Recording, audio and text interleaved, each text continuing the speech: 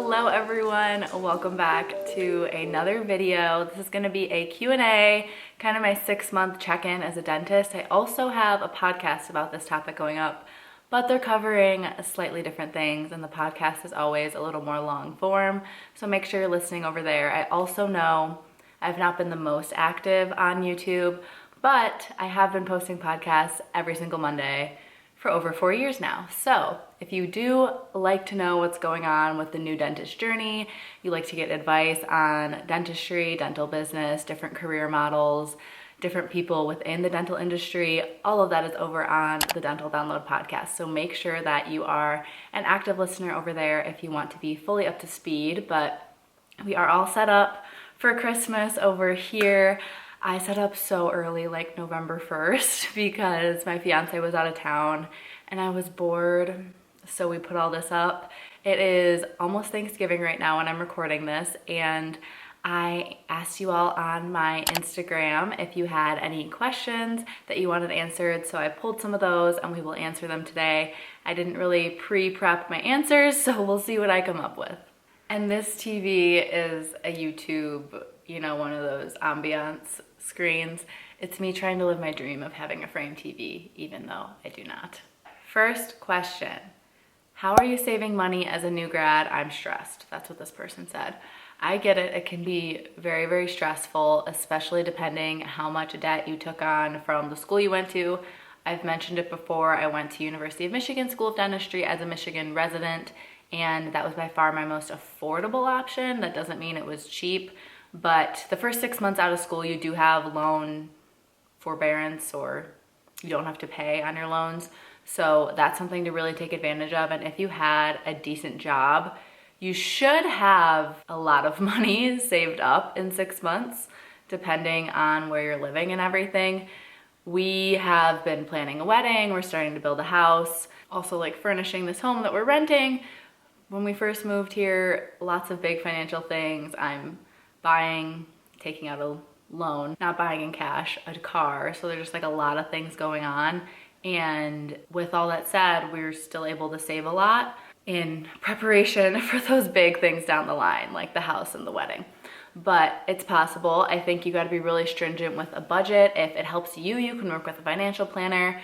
I did all of my planning up until this point independently, but now that my fiance and I are starting to merge finances as we're getting closer to our wedding and building this house, so taking out a mortgage together, we are starting to merge finances. So I'm working with a financial planner that I've been connected with. I can put his information below if you're looking for someone specific for dentists. And that's going to be good for us to kind of figure out how to look at joint incomes. But if you're an individual person and you're trying to manage your bills, your student loans, saving money correctly, hopefully you're in a place where you have enough income that you just need to divvy it up.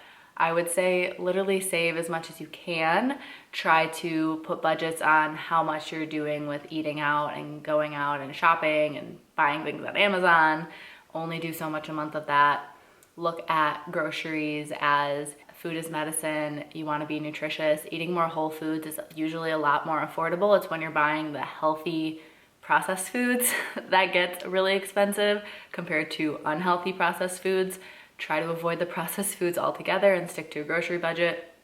And really, that's the best you can do, just budget. It's not fun, it's not glamorous, but that's how you save money. You put limitations on things, and once you're past a limitation or approaching it, you stop. Or if you have a big expense coming up, such as Christmas or something, I've been saving since the summer to be able to buy Christmas gifts for my friends and family. So that's something to think about, and try to be a little bit more financially savvy. And I mean, I don't think many of us are really hardcore into like investing in retirement 6 months out of school because we have so many other things to work with. But again, I think a financial planner could be really helpful for that if it's something you are not really familiar with on your own. And I can also link the budget sheet that I use from Erin Confortini below. She's a TikToker that I like just because she's young and relatable, but she has a really nice budget sheet that you can use in Google Sheets, and it's not too expensive if you think of it as something you're gonna use permanently. It's only a few dollars. It's like a cup of coffee. How is life as a dentist without having to worry about school? It's wonderful. I feel like towards the mid to end of D4 year, I definitely was also feeling really good other than the stress of boards. But since I signed on for my job really early, I didn't really have to worry about too much D4 year, and I finished my requirements early. So like I put all that stress and work into D3 and early D4 year. That way towards the mid and end of D4 year, life was already pretty good. But not having exams, not having to deal with any drama, not having to deal with a faculty that you don't like is so nice. And it's really cool to see your skills grow so much as a new grad. You're seeing just such a larger scale of patients. I'm not sure if I ever mentioned this on YouTube, but I talked about it in my like 1 month check-in, 3 months check-in as a dentist on the podcast, is I saw the same number of patients all of dental school that I did treatment on, so D3, D4 year for me, in the first 2 months of practice. So hundreds and hundreds of patients in just a couple months. And definitely more procedures, like 10, 20, 30x crowns to what I did in dental school.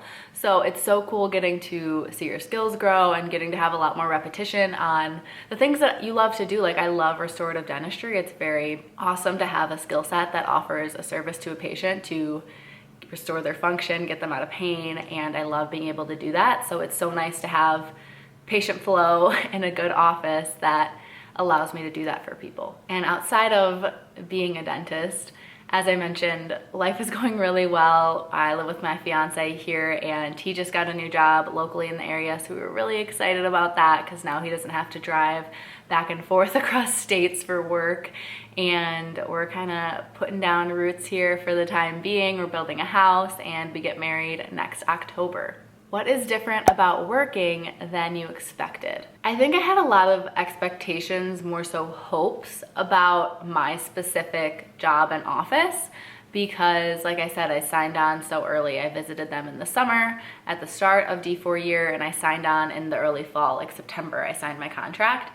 So I had a lot of hopes that it would be as great as I thought it was gonna be, and it totally has lived up to all those expectations. The team is absolutely amazing. They are so skilled in what they do. They're such kind people. The patients are wonderful, and the community that it's in, the other doctors I get to work with, like it really could not be better. And I feel so incredibly grateful for that, and also so happy with the decision I made and all the research I did to get to this point and be able to find an office like that. And I really do encourage all the time, I always mention it, be willing to move somewhere different. I never even knew that the town where I'm living or the town where I'm working existed. They're pretty small places, but there can be amazing offices there. And not just, oh, you get a lot of patients, but really high quality care, diverse treatments, really high caliber treatments, good technology, like all the things. It doesn't have to be just a bunch of people coming in, paying in cash with teeth to pull. Like that's not what rural dentistry necessarily is at all. So I would look into rural dentistry. Really, I think it's wonderful, and I absolutely love it here. And I guess looking at other questions, this kind of also answers, how do you like your job and the other doctors? But as for like what specifically was different, I think it really is just, I didn't know what the workflow was gonna be like. I didn't know how busy I would be initially. So I kind of set my expectations low in that regard because I didn't want to be disappointed if it took months to ramp up and have a full schedule, or I wasn't sure if patients were going to want to see the new doctor or how I would fit in the practice. But all of those things turned out to be pretty good. I've rarely had patients question me as a female doctor, question me for my age, or question my abilities, question me as just a new person in the practice, like lack of trust. And that I think is really important, to have the team there all on board with you joining and have them trust you and respect you and really kind of hype you up to the patients, is how they then start to transfer that trust to you from the other doctor or from the hygienist that they love so much. And as for working with the other doctors, I've explained this on some platforms, but I don't know how much specifically you watching knows. So I'll give a brief overview. It's myself and 3 other doctors. Owner doctor is a male dentist who spent the past 11 years or so doing general dentistry, as well as I think 4 or so years ago went to do a bunch of continuing education to be certified in treating sleep apnea and TMJ disorder. So that is now what he prefers to do. So he's mostly doing new patients and sleep with a little bit of restorative as I keep ramping up and more patients are comfortable being scheduled with me. He's gonna keep scaling back the actual restorative part, but he does an excellent job with new patient exams and that whole experience. And then we kind of like internally refer depending what the patients need between myself and the other doctors.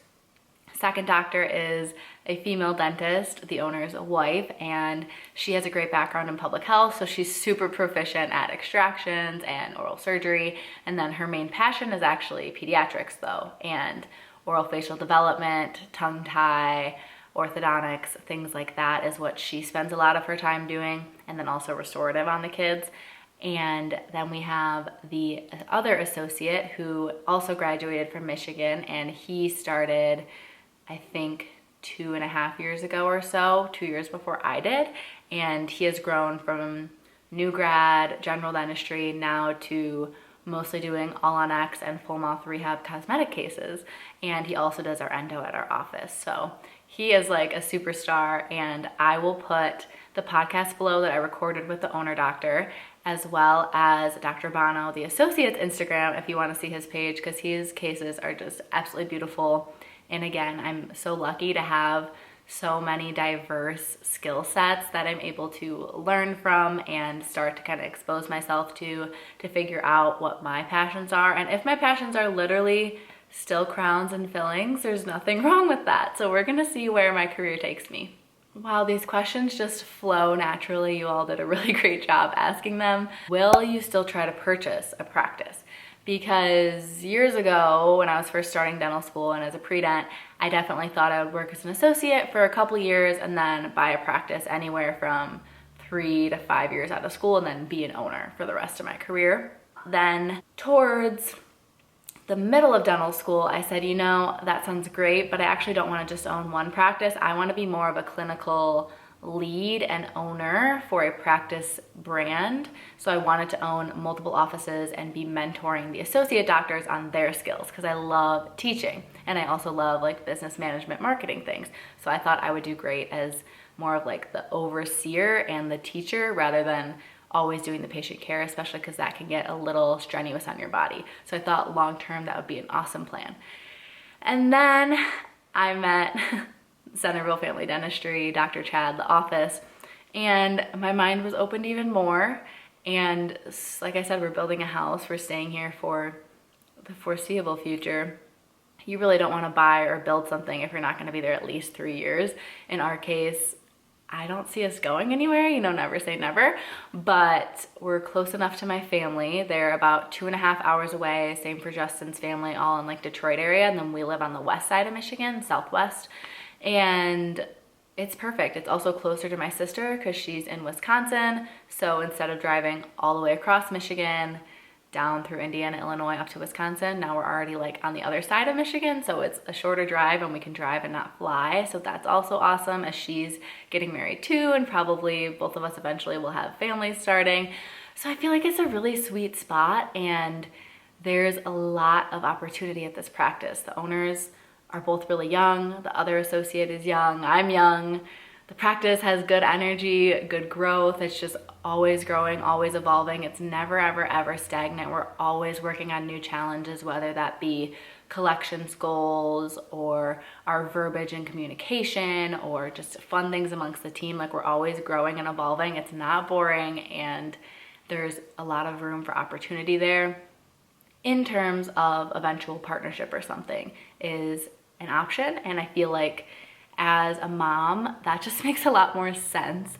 Like, having a practice, let alone 2-3 practices like I thought I would or wanted, that's like a baby, each one, except the baby never grows up, is how Dr. Paul Goodman, one of my friends, the doctor at Dental Nachos, kind of phrased it, it's like having a 3-year-old that never grows up, because there's always problems that you have to be taken care of, and you always have to be on and ready in case something goes wrong, because it's your responsibility. So that's why a partnership seems like it would be really nice, because we are all invested together, but we can share some of that burden. But of course, you know, I'm always open and trying to grow my skills and be financially ready for whatever different type of opportunity comes up, because you just never know. Like, I didn't know I would be here doing this either. I didn't even know this opportunity and area and office existed. So you just never know. How are you paying for the CEs that you're taking? A couple videos I posted ago was CDOC's Crown CE in Charlotte, North Carolina. And then next year, I'm planning on attending an implant course, which, if you know anything about implant courses, you want ones that have live component where you're placing implants so that you're prepared when you go back and practice and start placing implants. But I would say the cheapest you're gonna get is about $15,000, and they go up to $20,000, $25,000, plus your travel to wherever this course is. Some of them are international, where you're doing like hundreds of implants on a population that really needs it. My course in particular is gonna be in Arizona, and I think maybe we do like 5 or 10 patients. I don't really know yet, and I'm not taking that until March, but I am signed up because there's about 30 hours of CE that you need to do ahead of time, like book work, videos, modules, which I actually am really excited about, because then I feel like I'm gonna go into it on a level field with everyone and feel a lot more prepared, because it's been a little while since we've done the implant courses in dental school, and I'm really excited to start placing them in practice. I know I mentioned the other associate does all on X, all the implants, all the restorative stuff, but I think the grander plan is like he can keep leaning into like the more extensive plans, the bigger cases, and then I would be able to do a patient that's just missing one tooth, single implant, and then like their fillings, crowns, the more general restorative element of placing implants. But for your question of how do I pay for these courses, I am very grateful that I do not, because it's part of my contract that my office pays for my CE, and it's not like I can just sign up for $100,000 of courses and they cut me a check. It's a mutual discussion kind of thing of, what course is this? Do we know people that have taken it? Do we know its value?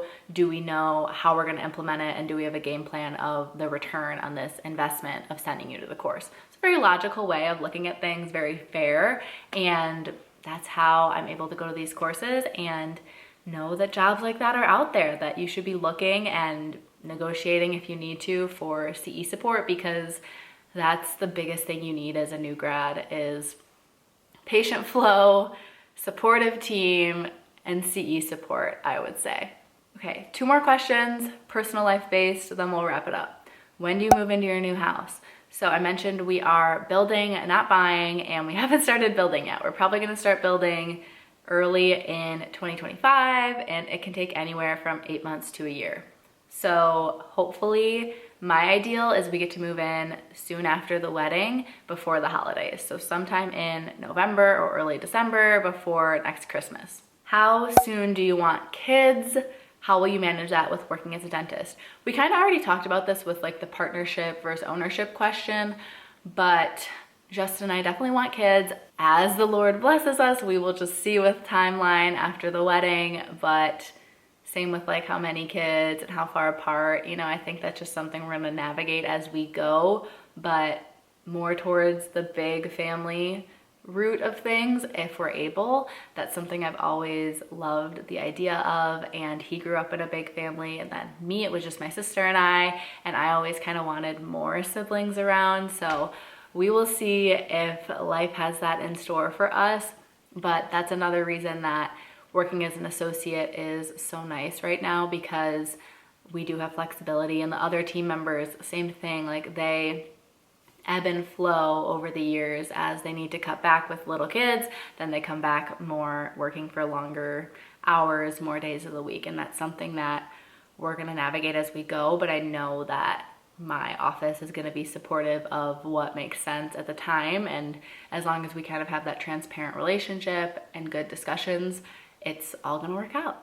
So that is everything for this Q&A. I hope you all enjoyed, and be sure to listen to that podcast when it goes up in December. A little bit more in depth in like the clinical progress of 6 months as a dentist, just a little bit more in depth. These were just like quick, snappy, all over the place questions, but the podcast always goes in depth. So check out all those links below, and I will see you in the next video.